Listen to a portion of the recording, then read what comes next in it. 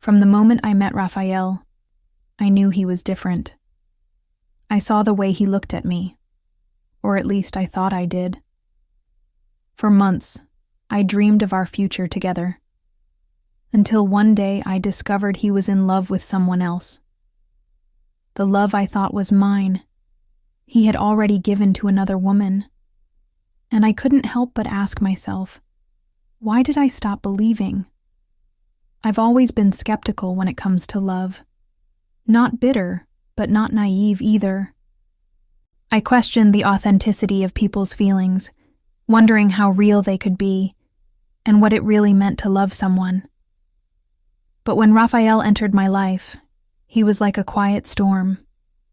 He came without making a sound, but soon he wrapped me up in a way I never imagined. In the early days, everything seemed perfect. I saw him and felt a warmth in my chest. Our conversations felt natural, as if we had known each other for years. He laughed at my silliest jokes, understood me without needing too much explanation. It was easy to like him, but it was even easier to believe that he was starting to like me too. For months, I dreamed of our future. I imagined us traveling together, sharing little adventures, creating a home filled with love and laughter. He always seemed so present, so interested, and that gave me the reassurance that I was on the right path. I gave myself completely to this idea. Raphael became my routine, my safe place. On weekends, he'd be the first to send me messages asking how my day was. He'd show up with a smile and a random flower he picked up along the way. I felt like I was the only one who mattered to him, and he to me. The little gestures became big, and the feeling of happiness seemed constant. But then, one day, everything changed. I was at home, reorganizing my books, when a notification popped up on my phone. It was a message from an unknown number, but the name that appeared on the screen made my heart race. "Hi, I'm Beatrice, Raphael's friend. I need to talk to you about something important." My stomach twisted, but I naively clicked on the message.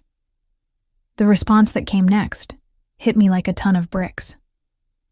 Beatrice wrote, "I know you and Raphael have something going on, but he's in love with someone else. Please, don't blame him for this. I just thought you deserved to know the truth." The words echoed in my mind as I tried to process what I had just read. The pain didn't come immediately. Instead, it was a feeling of confusion, like a fog had settled over my heart.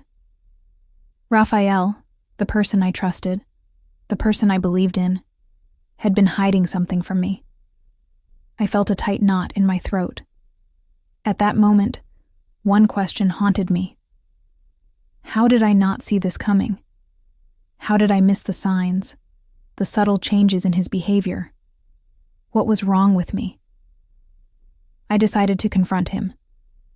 That night, Raphael showed up as usual, with his charming smile, and immediately my heart skipped a beat. But at the same time, I felt a heaviness in my chest, a strange feeling that everything we had shared until now was a lie. "Rafa, we need to talk," I said, my voice colder than I expected. He looked at me with a puzzled expression, but nodded. We sat on the couch and I started to speak, trying to remain calm. "I received a message today. A friend of yours told me something. She said that you're in love with someone else." He sat silently for a moment, and I saw his expression change. The smile that was always on his face seemed to disappear, and the tension in the room thickened. Raphael raised his hand, as if he were trying to explain himself, but I continued. "Rafa, I thought we had something. I thought you and I had something real, but now I see that you never loved me the way I loved you." He looked down at the floor as if searching for the right words. "Emma, I didn't want to hurt you. I didn't know how to tell you. I do care about you, but it's true. My heart belongs to someone else. Beatrice." I know this is hard to hear, and you have every right to be mad at me." Those words dropped like stones in my heart, shattering it into pieces I'd never be able to put back together. I loved him, with every ounce of my being, but he loved someone else. The love I thought was mine, he had already given to someone else. Tears started to fall uncontrollably, but I couldn't stop them.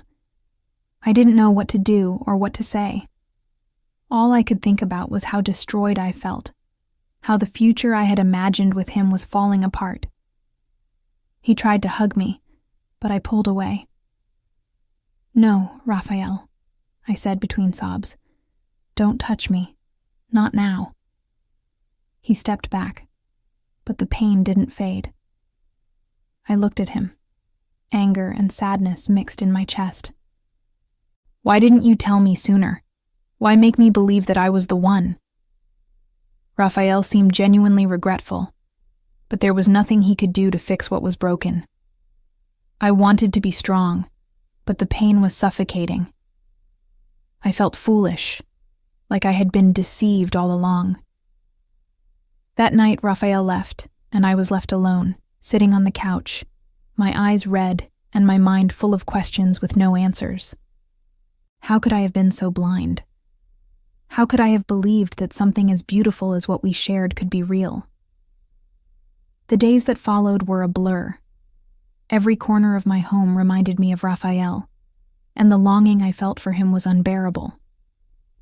But I also knew that what I was feeling wasn't love. It was the pain of an illusion being shattered. I asked myself over and over again why it had come to this. Why did I let a man fool me like this? But over time, I began to realize something much more important. What I was feeling wasn't just pain. It was the need to let go. To understand that true love isn't about who you love, but about how you love.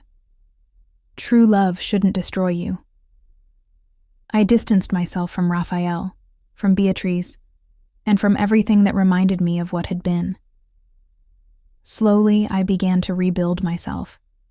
What I learned was that I didn't need anyone's approval to be happy. I had all the power within me to move on. I never stopped loving him, but I learned that you can't force love.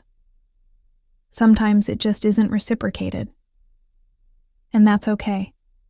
What matters most is not losing yourself in the process.